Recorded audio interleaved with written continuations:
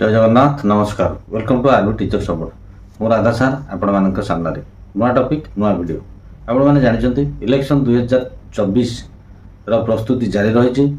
आगामी मे आ जून मसरे सारा ओडिशा इलेक्शन हम भोट देवा आमर अधिकार आमर गोटे गोटे भोट आम देश तथा राष्ट्र गठन में अनेक गुरुत्व बहन करें।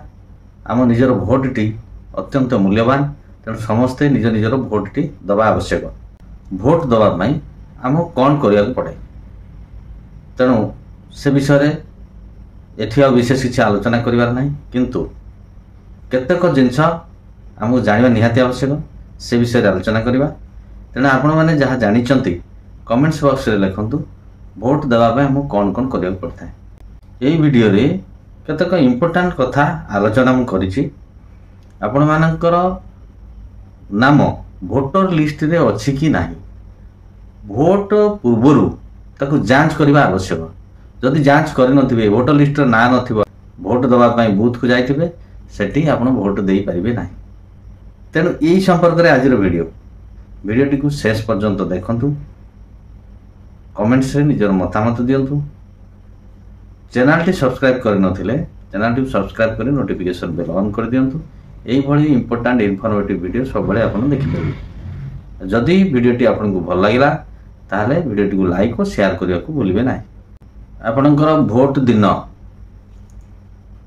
बूथ को जाइचंती भोट दवा पाई कोनोसी कारणरू आपनकर एपिक बा जोटा कि वोटर आई कार्ड आपण आनी पारि नाहाते ताहले भोट केमिति देबे सेति आउ कौन कौन आइडेंटिफिकेशन प्रूफ आवश्यकता अच्छी से विषय एठी आपण स्पष्ट जानि परिबे। आसंतु देखि नबा पूरा ऑथेंटिक इनफॉरमेशन जोटा कि चीफ इलेक्टोरल ऑफिसर ओडिशा तरफ जारी करा जायछि। सेथिरे आमे केमिति आमर भोटर लिस्ट रे ना अछि कि नहीं जांच करिबा, भोट पूर्वरु जांच करिबा एवं जदि एपिक बा भोटर आई कार्ड आमे कोनोसी कारणरू कोठी पाउनांती बा हजि जायछि इलेक्शन पूर्वरु एबे तो जदि करी होतबा आपण तो करि परिबे। जदि से बड़ी परिस्थिति उपजे ताहले आउ को डॉक्यूमेंट बा आई कार्ड आमे शो करिकि आमे निजर भोट टी को देई परिबा से विषय चीफ इलेक्टोरल ऑफिसर ओडिशा तरफ जारी करा जायथिबा इनफॉर्मेटिव वीडियो चलंतु देखि नबा। आपण किपरि भोट देबे जानिछंती कि चिंता करंतु नहीं, एही वोटर गाइड वीडियो आपनकु सहाय्य करिवो। मने रखंतु भोट देबाकू हेले वोटर तालिका रे आपनक नाम रहिबा जरूरी। तेणु प्रथम पदक्षेप हेउची election24.eci.gov.in को विजिट करंतु एवं search your name in electoral roll रे क्लिक करंतु। एपिक आईडी बा वोटर कार्ड माध्यम रे सविशेष तथ्य खोजिबा पई भाषा चयन करंतु। आपनक एपिक नंबर दाखल करंतु, आपनकर राज्य चयन करंतु, कैप्चा कोड भरि नियंतु एवं सर्च बटन उपरे क्लिक करंतु। किछि सेकेंड मध्य रे आपण वोटर तालिका रे आपनक नाम एवं मतदान केन्द्रर सविशेष तथ्य खोजि पारिबे। जदि आपण एपिक नंबर मने रखि नाहंती तेबे मोबाइल नंबर द्वारा आपण सविशेष तथ्य खोजि पारिबे। एहा सह आपण आपनकर मतदान तारीख मध्य जांच करि पारिबे।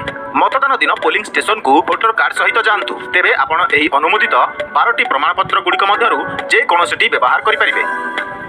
Aadhaar card, PAN card, UDID card, service identity card, bank किंबा पोस्ट ऑफिस द्वारा दिया जाइथिबा फोटो संलग्न थिबा पासबुक, श्रम मंत्रालय द्वारा जारी स्वास्थ्य बीमा smart card, driving licence, passport, NPR अधीन रे आरजीआई द्वारा दिया जाइथिबा स्मार्ट कार्ड, पेंशन डॉक्यूमेंट, सांसद, विधायक, विधान परिषदर सदस्यों को दिया जाइथिबा सरकारी परिचय पत्र, मनरेगा जॉब कार्ड। प्रथम पोलिंग अधिकारी पाखक जातु जे भोटर तालिका रे आपनक नाम अछि कि नाही ता जांच करिवे। तापरे द्वितीय पोलिंग अधिकारी निकट को जिवे जे आपनक बाम हाथ बिसी आंगुली रे अलिभा काली लगाई चिन्हित करिवे, आपनकु एक स्लिप देबे एवं आपनक दस्तखत नेबे। तापरे तृतीय मतदान अधिकारी अलिभा काली जांच करिवे एवं बैलेट यूनिट को सक्रिय करिवे। वर्तमान भोटिंग बखरा को जानतु एवं बैलेट यूनिट रे आपनक पसंदर प्रार्थी नील बटन दबांतु। आपण पसंद करिथिबा प्रार्थी नाम निकट रे लाल रंगर आलोक देखि निश्चिंत हुअंतु। वीवीपैट रे मुद्रित स्लिप उपरे आपनकर भोट विवरणी जांच करंतु। वीवीपैट स्लिप रे क्रमिक संख्या, प्रार्थी चिन्ह एवं नाम देखा जाय थाए। वीवीपैट स्लिप प्राय 7 सेकेंड पई देखा जाय। स्वयं चालित भावे कटी सील होइथिबा बाक्स भितरे पड़ी जाय। कंट्रोल यूनिट रु एक बीप शब्द सुना जाय जहा सफल भोटिंग को निश्चिंत करे। मने रखंतु जदि कोनोसी मुद्रित स्लिप किंबा बीप शब्द सुना जाय नाही तेबे प्रिजाइडिंग ऑफिसर को जणांतु। साबास आपण गणतंत्र रे आपणकर अवदान शामिल कराइले प्रत्येकटी भोट मूल्यवान